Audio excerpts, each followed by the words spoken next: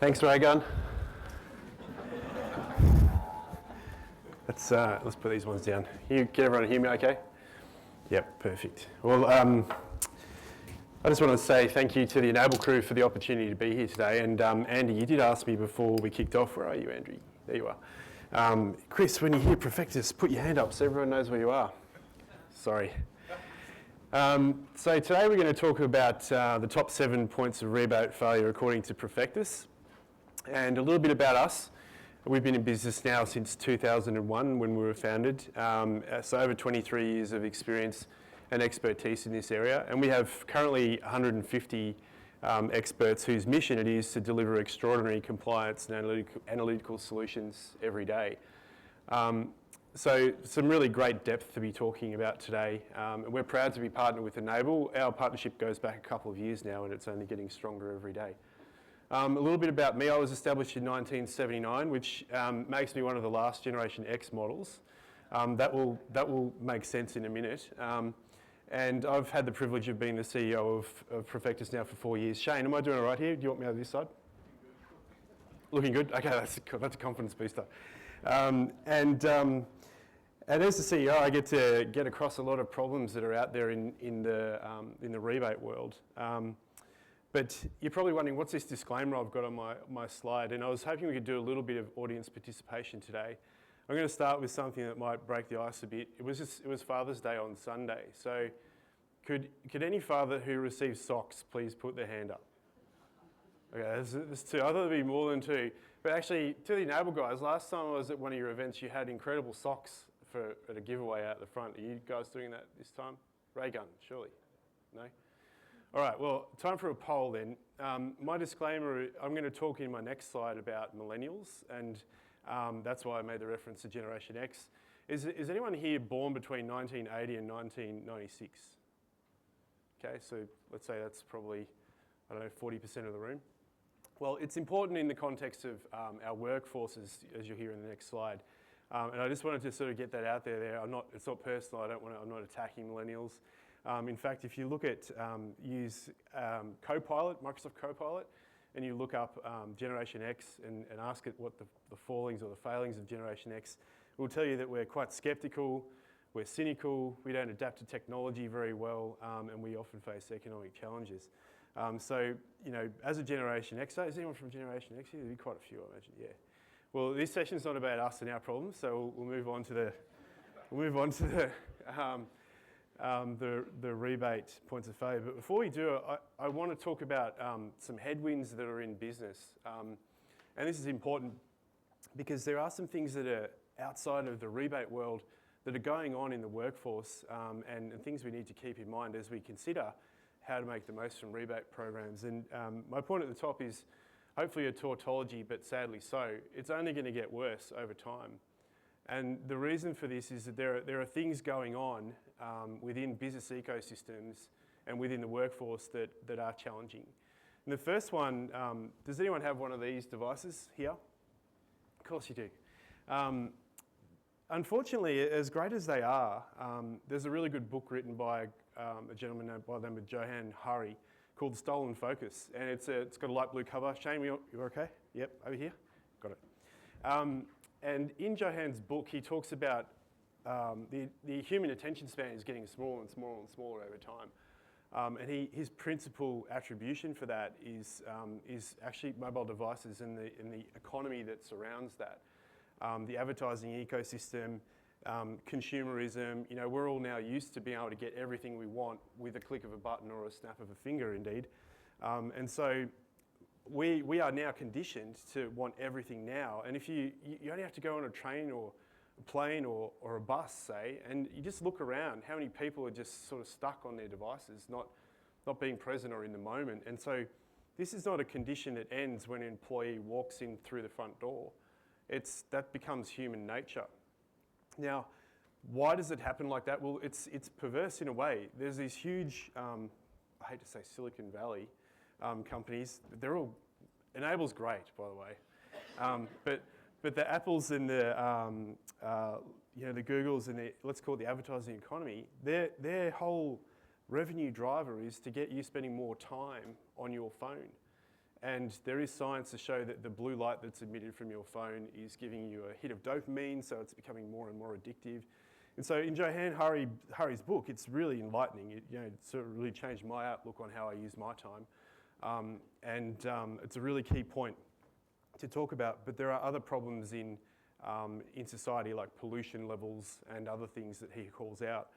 But in terms of millennials, often millennials are digital natives. So, us old Gen Xers, we came into a world where computers were just becoming a thing, and Andrew had some really great photos on his presentation of those early Apple motherboards. And now I know why my CIO always wears a white top with long sleeves, because he wants to be like Steve Jobs, which is fantastic. But millennials, in 2025, Gallup estimates that they will make up 75% of the workforce. Now, that's huge. So 3 in every 4 will be a millennial. And now what does that mean? Well, in order to be a good employer to a millennial, you have to be able to have a resonating purpose. You need to be able to have a cause that is worthwhile, and you need to be able to relate that in a way that is different to how previous workforce cohorts have been engaged previously. And so typically, as the science shows, again, not personal, but millennials are less engaged in workforces than previous cohorts. And they also change employers more often. So if you're a millennial and you don't like the company that you're working for, or you find it's different to what you were promised, you'll just go and find another employer. That's what you do. That's fine. That's all good. But us Gen Xers and before that, we just sort of sat around and kept chipping away at it, hoping things would get better. And so what you find is that the millennialisation of the workforce will create a structural level of turnover in our workforces. Now that's important. We'll get to why that's important in a few dot points. I've got this great pointer. The other thing that's not really helping in terms of people moving on is that opportunities for them to think outside of your square, is the grass greener outside of my employer's front door? It's just there, like an online marketplace. So people can look it up. There's Seek, there's Monster.com, there's other ones like that. So the transparency of opportunities means that there's no getting out there and having heaps of coffees with people, pre-9 or pre-2000. That was the way we used to discover opportunities back when I was growing up. Now you just look it up, and you've got position descriptions, you've got selection criteria, you've got everything you need right there. It's never been more transparent. And on that thematic, if you're an employer, you guys probably all have staff, or you're looking for staff. The tools to be able to find talent have never been better either. So you can use LinkedIn Recruiter, for example. You can dial up the skills, competencies, the experience, the geography, all attributes that you would like to find talent that you need to fit your organisation. And then within a couple of clicks of a mouse, you've engaged a person and you're having a conversation with them, and you've started for that person the disengagement with their current employer. And so those 3 things are a big reason why turnover is a big problem for business. So what do you do when you've got this employee turnover problem, or generally you've got problems in your business? Of course, the answer is a big technology solution.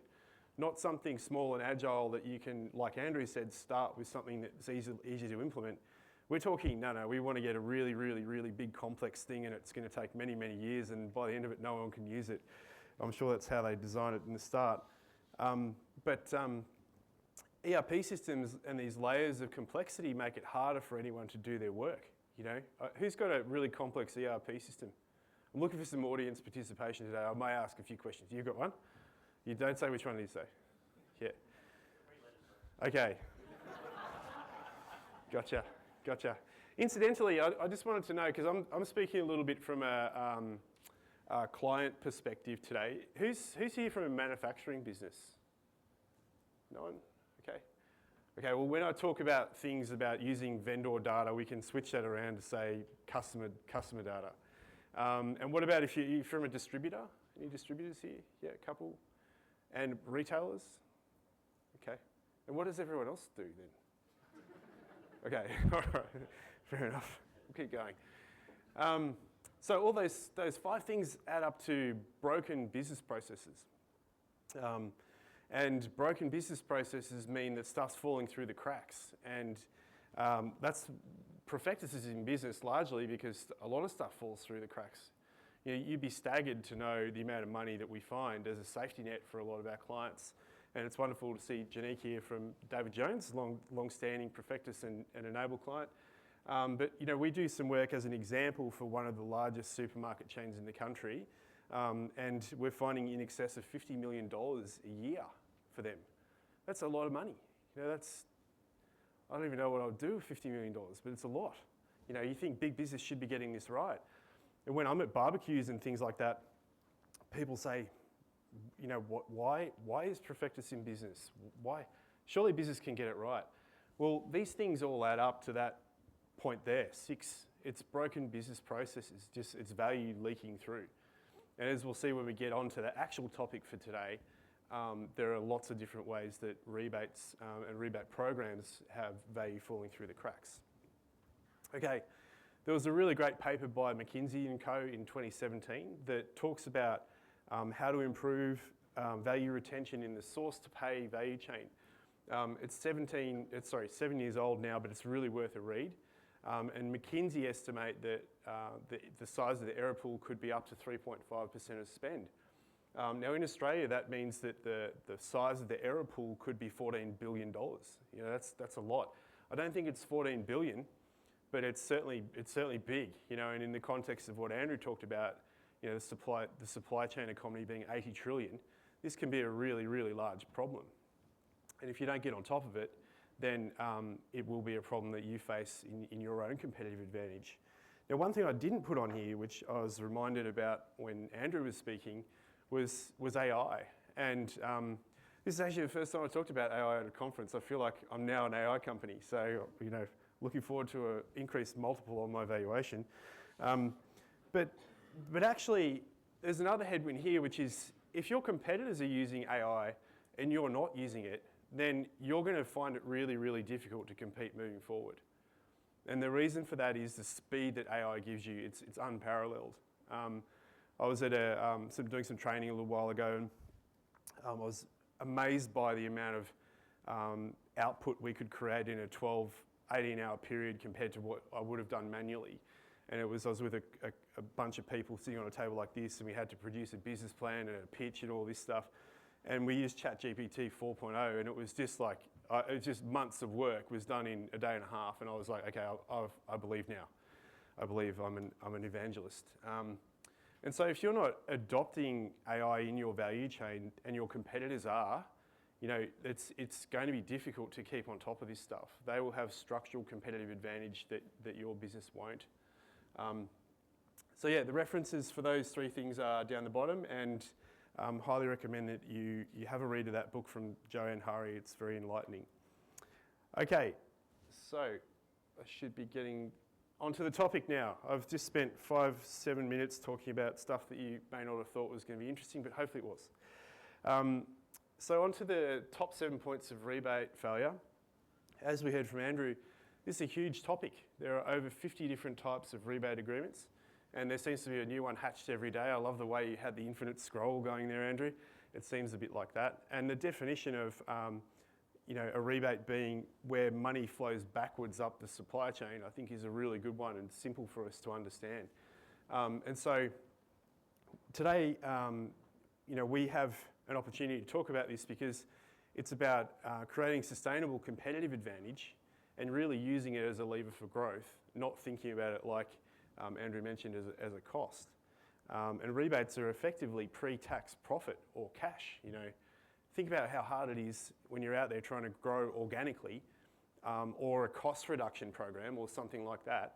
If you're in management, you know, these things are difficult to do. To grow organically, you need to go and convince someone to buy your product or service, and to take costs out usually means you've either got something has to sacrifice, or you need to ask some people to go and find another job. Neither of those things are pleasant. You know, so to think that there's this low-hanging fruit in the form of rebate agreements out there, and the fact that it's there and you can use it to gain traction. I mean, I love that statistic you had up there, Andrew, around 6 million out of 80 million. You know, that's a big increase just by rebate optimizing. it's a great opportunity to talk about. So I was delighted to be able to come and have a chat about it today. About 83% of the vendors that we audit in our programs have at least one error in a rebate claim going back to their client. So that's a lot, 8 out of 10, or 8.3 out of 10. The average rate of errors across the program can be, in our experience, is between 1.7 and 4%. That's pretty large. McKinsey is saying up to 3.5. We see 1.7 to 4. And David Jones is at the lower end of that, by the way. Well done, Janique. Now, a little bit of a plug for this session. It was inspired by my daughter. So she's just almost 13 now. Has anyone got any teenage kids? I need your help, especially from you, Raygun. But my daughter's previous favourite number was 37, and she's just recently changed to 7. So I thought, why would I do a top 5 or a top 10? If I do a top 7, that's a lucky number. We'll all get good luck out of that. And I think the first thing that you get is that you're not having to listen to 37 points of rebate failure. There's not one per every type of agreement. So evidently we've got some good luck already. And we're going to kick on by counting down from 7 to 1. Now, the first thing that happens, and I'm excited to see some of the other speakers on the agenda. Ron and Mark, your sessions should complement what I'm talking about here in a really nice way. And credit to Enable, you guys put together a really good learning agenda on these conferences. Every time I come to them, it's like drinking from a fire hose. So I really appreciate that. But number 7, beginning without the end in mind. This is where you're sort of embarking on a rebate strategy program without thinking about what you're trying to achieve. So the best rebate programs are ones that are designed to create a win-win-win solution. So it's not just about value claiming, to Andrew's point, but it's about value creation and value sharing.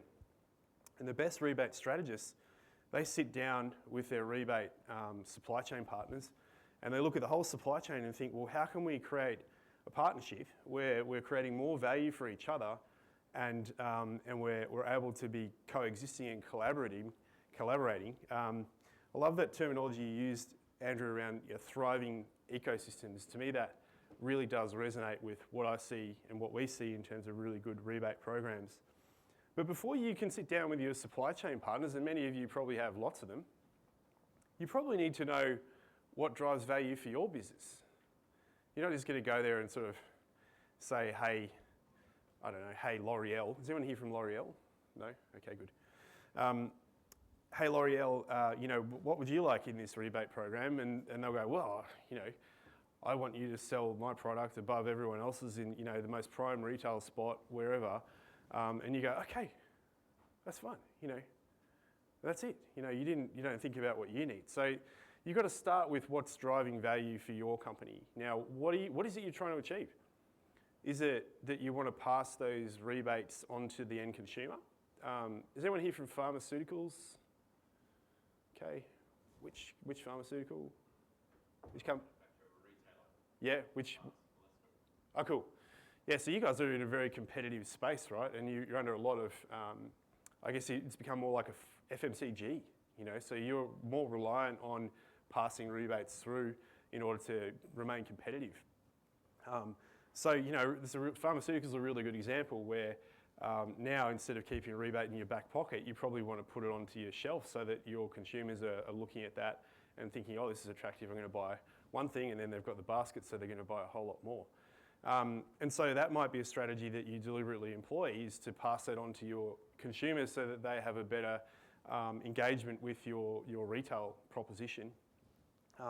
But equally, you might have a really strong supply chain position and you want to leverage that, and your supplier comes to you and says, I've got a really big problem. I'm long on stock. So in the oil industry where I came from, this is a really big problem. Anyone from the oil industry? No. Okay. So in the oil industry, when you're importing tankers of fuel, if you don't have the storage to put the product into the tank, then you pay the shipping company a thing called demurrage. And demurrage can be as high as like $40,000 a day. So the ship's just sitting there waiting to unload into your tank, and you're copying this huge bill. So in that example, if you knew that you could move on product faster and help your supplier out, then a rebate might be something really useful. And it does actually happen in the oil industry, particularly with distributors. That's an example where you might leverage your strong supply chain position to move stock on to help your supplier who may have a problem in their supply chain. Or potentially you might be wanting to just maximize your margin, produce more cash, per Andrew's point before. So all those things are really important to think about. How do you measure success if you haven't first defined it? I think a point that Deanne Hammer was making in the 3M videos that Andrew had up was really, really relevant. It sounds like in the rebate ecosystem, there's a lot of just boilerplate agreements out there that, maybe they contribute something financially, but they're not going to make a meaningful impact for you or create competitive advantage because they've had no thought put into them. They're just standard. And so, I guess this idea of beginning with the end in mind, and look forward to your session, Ron, around that, because this is something we see all the time. Agreements can be really arbitrary, maybe stock or boilerplate. They just don't have the impact that you could otherwise have if you apply an end in mind or at least have a strategy. So that's number 7. Everyone with me? Has anyone had this problem before? Have you inherited maybe, just generic rebate agreements? Yep, a few nods. Janique, you have? Okay. Number 6. So this is vendor data is a source of truth. For my friend in manufacturing, it could equally be customer data is a source of truth. It works both ways. So vendor data is a source of truth is challenging because you often don't have a way of validating if it's correct or not. And if all this commercial value is hanging off this data that's being provided to you by your supply chain partner, as much as you trust them, how do you know if it's right? To Andrew's point, there's millions and millions of dollars. In fact, there's no doubt billions of dollars in the rebate ecosystem, which is relying on someone else's data that maybe you can't verify, or you're just waiting for. You're a participant in being furnished with that information. It's not something that you're generating yourself. And so, if you have to rely on vendor data, and does anyone rely on that vendor data? Yep. Okay. Ray Gunn, you're nodding, but I haven't seen. Okay, thanks, mate. The thing is, we need to make sure that there is a way to verify if it's correct. What's the proof point? You want to try to make sure it's an automated flow of information, that you're not having to get it, on an ad hoc basis. Sometimes, and we see this a lot, the format of the information can change. Whether or not it's in a machine readable format. I mean, that would be the place to start these days. You obviously don't want paper, as attractive as it is to go back to the old ways of using paper. So you need to be having an automated feed of this information in a predictable way on a predictable time frame, because your whole value chain is linking off this in terms of the rebate value chain. And so you want to make sure that if you can't use your own data, such as point of sale data or potentially stock received, for example, where yours is the point of truth. I'm trying to think what another example would be the other way around. Probably you're already using vendor data, so you're probably okay. But equally, manufacturers have supply chains as well, and there's probably even rebates that sit upstream from Andrew's graph. You just really want to make sure it's predictable, you can trust it, and it's coming to you on a time frame that you can rely on. So on a panel that I was at, actually at Catalyze, one of the participants was saying that manual or this tracking of rebates like this can take several months. If you don't have the right data feed coming in, it can take 3 to 4 months to actually calculate, and that's not really where you want to be. And also, you can end up in a situation where if no one's tracking the data that goes with your rebate agreement, you get to the end of a contract cycle, and I've actually seen this. It's like a Mexican standoff where people are like, well, I think you owe me $10 million, and someone's saying, well, no, we don't owe you anything. But there's no reconciliation of the value that was expected, And so, you know, you can imagine what that does to the relationship. It creates a lot of friction.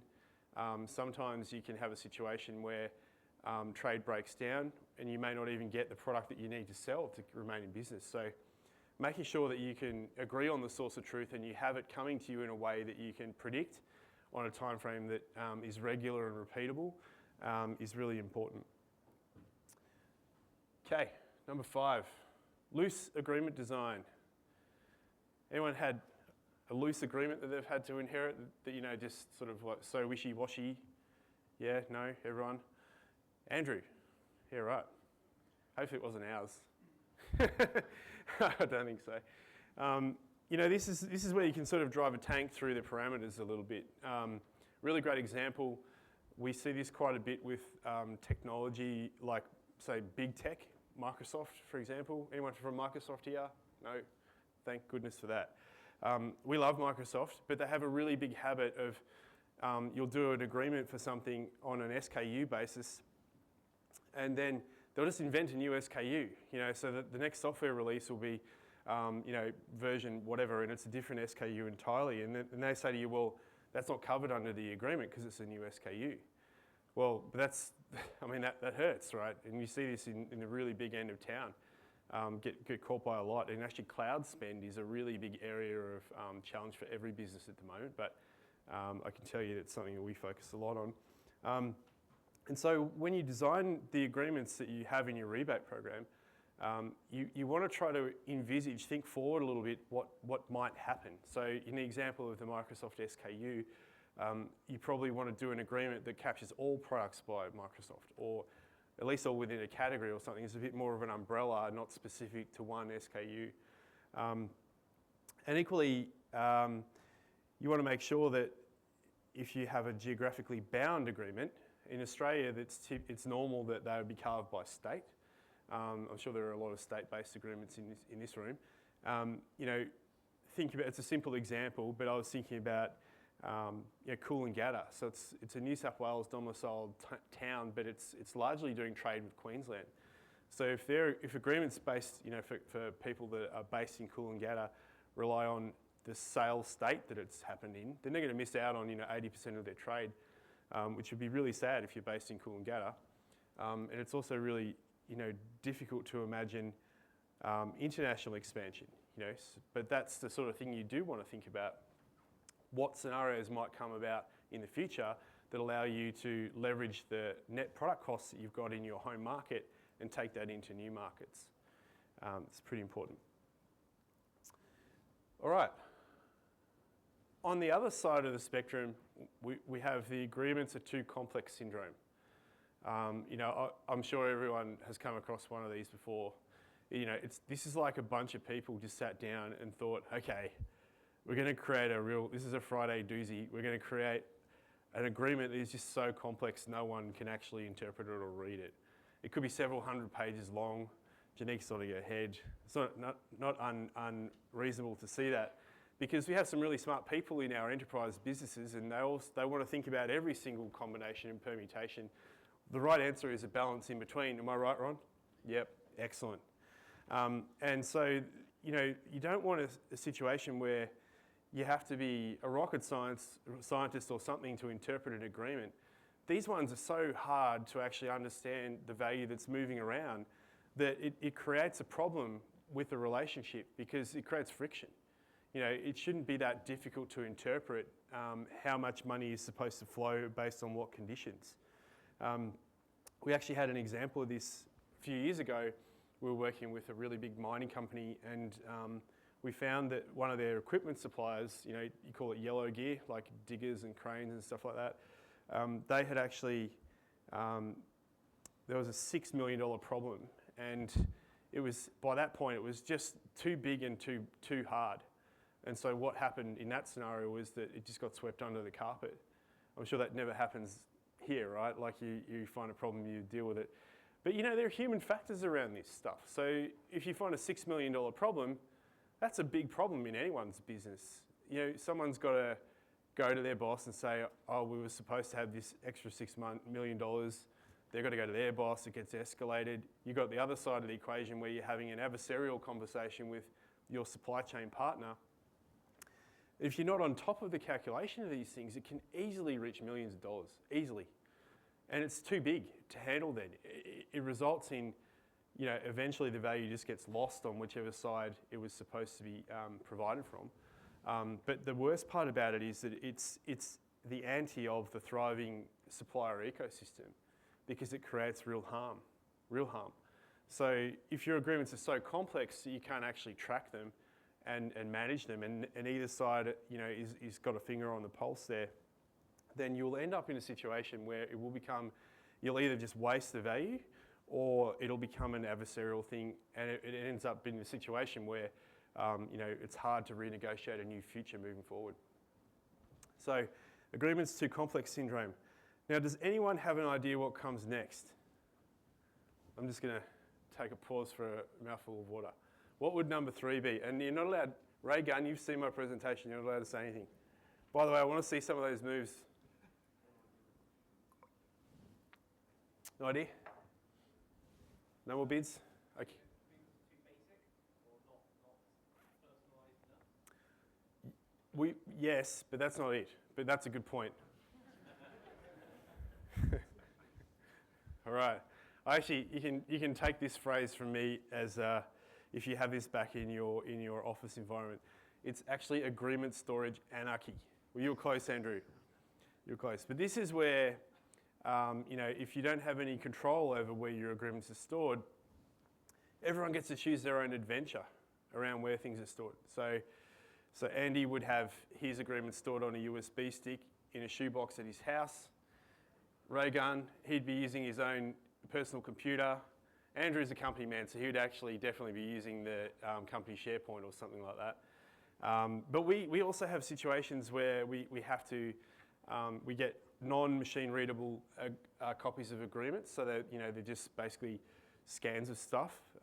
These days when you scan things, typically the software embedded can turn that into searchable text or machine readable. But there are examples where we have legacy agreements that are either non-machine readable on paper, or indeed we have actually needed to go out and harvest paper-based agreements from filing cabinets. So I was hearing a story last week actually about sort of 10 years ago, we had some requests from staff to buy gumboots, and we're like, what do you need gumboots for? This is before I started 5 years ago, so it's pre-me, but it's a good story. And so we actually had a situation where staff needed to go into a container park and go through these sort of mobile dungeons full of paperwork, and they needed gumboots because their shoes were getting covered in the silty mud on the ground. Now, I'm pleased to say that our graduate program has changed a lot since then, so we don't send them out into the muddy fields anymore. But it does highlight that there are agreements that don't necessarily sit in a place where you can access them, and that's value. So the best thing you can do is have a centrally arranged or stored location for your agreements, so that you can, as an entity, as a business entity, you can reach them and you can understand them and do something with them. Because if they're just sitting somewhere or anywhere, then the likelihood is that with that employee turnover we talked at the start, they'll just die. The value will be left on the side, on the opposite side to the equation. So I sort of think about this in terms of agreement storage anarchy as being a little bit like a wild goose chase. So if you're in charge of a rebate program, or maybe you're in procurement or you're in finance, and your job is to go and try to obtain this value that you know is there, but you can't find it. You're running around and you've got people just sort of like chasing you. This is a little bit like Indiana Jones for me. And I was thinking maybe, Andrew, next year's Elevate theme could be Indiana Jones and the Temple of Rebates. Or this one's for you, Ray Gunn. What about Raiders of the Lost Rebates? Okay. I did promise no dad jokes when I was talking to the team, so I might move on. All right. Number 2 is, this one breaks our heart when we're doing auditing for anyone at all. This is where the agreement is actually invalid, or for some reason you can't put your finger on the executed version. And so you've gone to all the hard work of you've got your rebate strategy lined up, you've got it stored somewhere that people can find it, and we, in an audit program, we go through and we pull it out, and we'll run the exercise and tell you what it should be yielding you. But if it's not signed or executed properly, then it's bad luck. And you'd be surprised how often this happens. You know, in the cut and thrust of doing a deal, you know, it's like we've all got the adrenaline. We're running towards the finishing line. One party signs it, puts it in the drawer, and then the other party doesn't sign it. And then 3 years down the track, or whatever time frame, people have moved on, people have been promoted, they've gone and been poached by other companies or what have you, and you pull the agreement out and it could be worth whatever it's worth, $500,000, 2, 3, 4, 5, whatever it is, but you can't actually claim it because it's not legally enforceable. You can't do this, you know. This breaks our heart. It's just so sad. So the tip here is to make sure that, like a rebate hygiene factor, or like brushing your teeth every day, that you make sure the agreements are executed properly and legally enforceable, so you can avoid sort of having the same sad face we do when we can't deliver an outcome for you. Okay, I'm on to the last one. Where's Rachel? How are we going for time? I'm fine. Okay, that's good. A little over. Oh, I did not see that coming. Number one is the manual tracking of rebates. Now, despite the fact that I'm standing here at an Enable Elevate event, this is genuine. This is the number one reason why rebate programs leak money. And has anyone heard of Microsoft Excel? Yeah? Microsoft Excel is amazing, right? It does everything. It's an ERP system. It can run your payroll. You know, it's a business case generator. Makes graphs. I'm sure it's going to become an AI tool as well pretty soon. But you know, where are your Excel files stored? Who can access them? What insights do they generate? And what happens when your Excel guru that wrote all your scripts in you know, some Martian language, when he or she up and goes? You know, so in one case we found 1.6 times the value of a manually tracked program, and that was an additional 1.3 million on the top of an 800K claim that the internal team had found. So you think, well, you know, 1.6 times, that's quite a lot. And when you're talking 1.3 million, that's obviously a lot. And so manually tracking rebates is a big problem. And that's why about halfway into our life as a company, we developed a rebate deal management system, which was acquired by Enable, and that started off our partnership. But there's a really good case of one of our clients in New Zealand who they didn't have a rebate deal management system or a platform, and the year after implementing it, they had made an 80% improvement in the leakage. You know, that's millions of dollars that they've retained, and also that they weren't paying, you know, an auditor like us commissions on. So it's very important. So objectively, this is the number one problem, and hence we build our own system. But I don't suggest that you guys out there build your own systems. You know, so software development, the life cycle of software, you pay many, many times the amount of money that you would pay just to build something and get it up and running. Andrew will tell you all about it. Software is expensive. Am I right? Okay, let's wrap it up. So what do we do about this? Well, actually, Ron's going to probably go into way more depth than these 7 points that I've got. Number one, begin with the end in mind. You know, have a strategy. What are you trying to achieve, and understand what you're going to do with that. Number two, make sure that the source of your calculations has integrity. You know, you can trust the data, and that's on both sides. It's not just, you know, in a value claiming sense, but it's also we agree on the source of truth and we agree on its integrity. We want to create agreements that sort of cover scenarios that might be feasible, but equally we don't want to boil the ocean with every single problem that is foreseeable and need a PhD to read our agreements moving forward. So number 5, in terms of overcoming the agreement storage anarchy, you want to give them the same thing as pets and indoor plants. You know, they need sunlight, love, attention. They probably don't need food, but they need the same sorts of things. You know, you need to give them due consideration and make sure that they have a life. I laboured the point, but we need to make sure that the agreements are executed. It's it happens so regularly that an agreement is not signed by both parties. You know, it's just 101. And then I think the last one is move away from manual tracking to something that you can scale, and also back to the point I mentioned at the start, if you don't have like your data in a place where you can leverage it, it's impossible to put an AI layer on top of it. And if we think about one of the big sort of trends, of course, is AI, but how do you augment your business and your workflow with AI if you don't have your data in a place where you can do something with it, if it's not in a structured manner? I mean, AI can help with unstructured as well. NLP is a good example. But if you don't have it in something that you can scale off, you're not going to be able to compete as well as you might otherwise. And I would highly recommend you don't build your own system. It's just, software is not for the faint-hearted. So full kudos to you, Andrew, for starting up something with this sort of global reach and scale. And that's it. Thanks, Raygun.